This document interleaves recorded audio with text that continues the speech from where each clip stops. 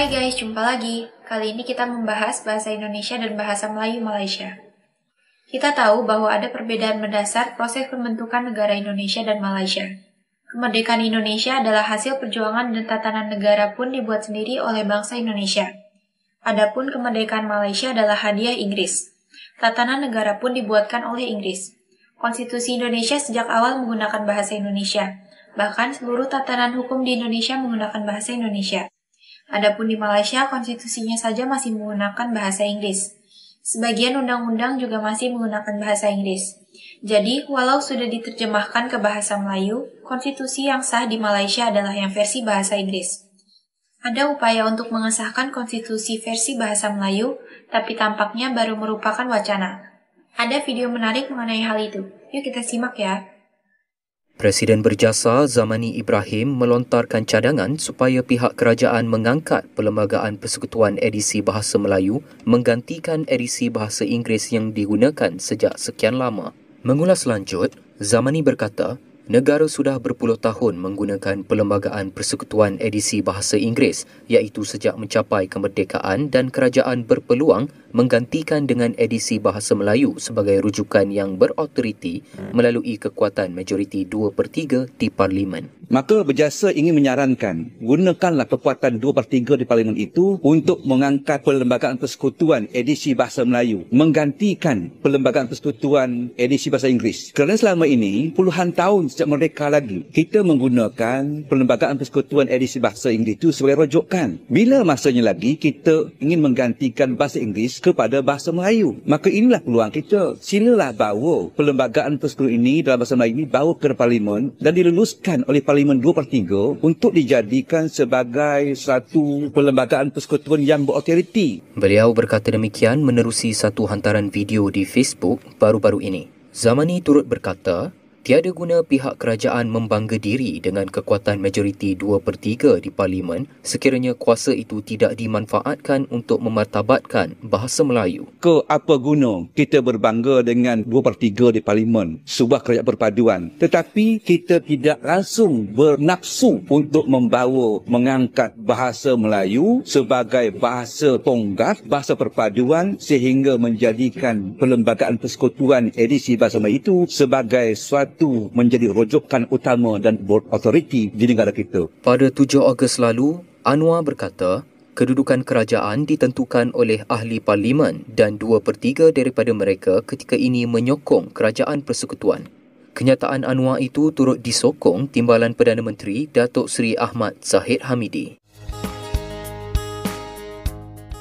Peguam Negara Tan Sri Idris Harun mencadangkan Perlembagaan Versi Bahasa Melayu sebagai teks berautoriti menggantikan teks Bahasa Inggeris Perlembagaan Persekutuan. Namun cadangan itu perlu mendapat perkenan Yang di-Pertuan Agong.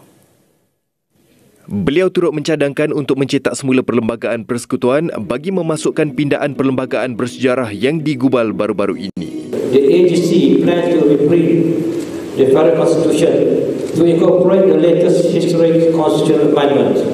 The AGC also plans to propose to the government that the prescription of the Federal Constitution in the national language to be the authoritative text in line with Article 160B of the Federal Constitution.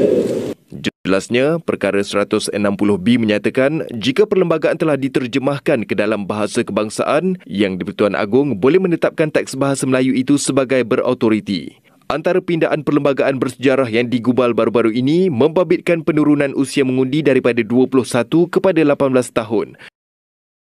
Begitulah guys, upaya untuk mengesahkan konstitusi versi bahasa Melayu walaupun belum berhasil juga.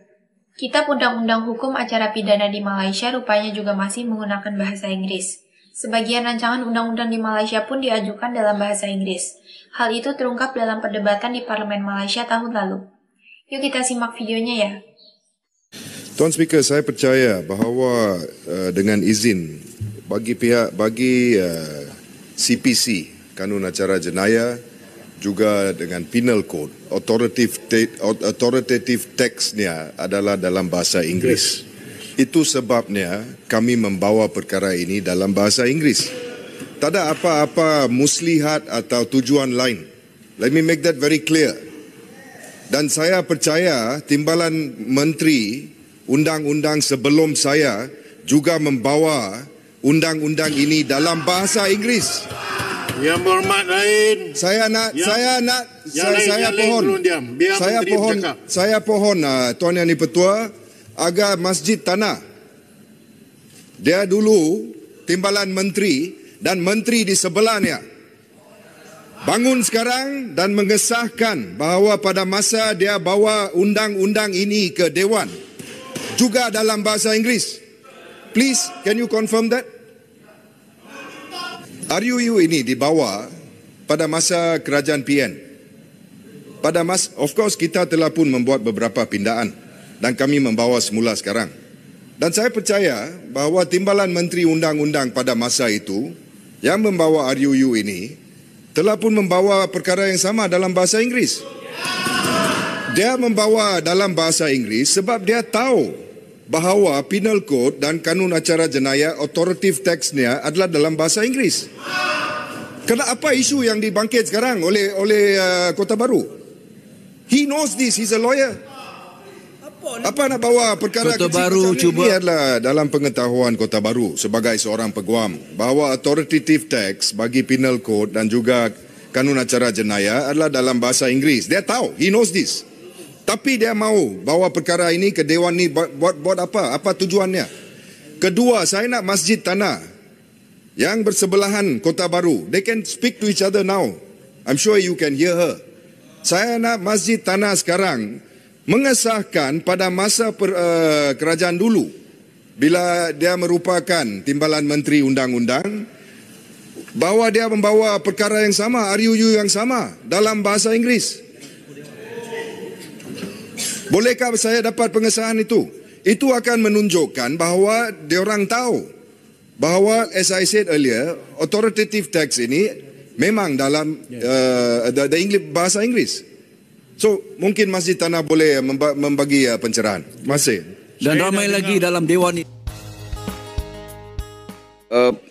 Pembentangan bil, dia kalau bahasa Malaysia dipanggil rang undang-undang, dalam bahasa Inggerisnya bil. Tapi di Dewan kita ada dua, satu rang undang-undang dan satu bil. Jadi yang rang undang-undang ini sepatutnya semua dalam bahasa Malaysia. Tapi sebahagiannya panel section tu 507A dalam bahasa Inggeris.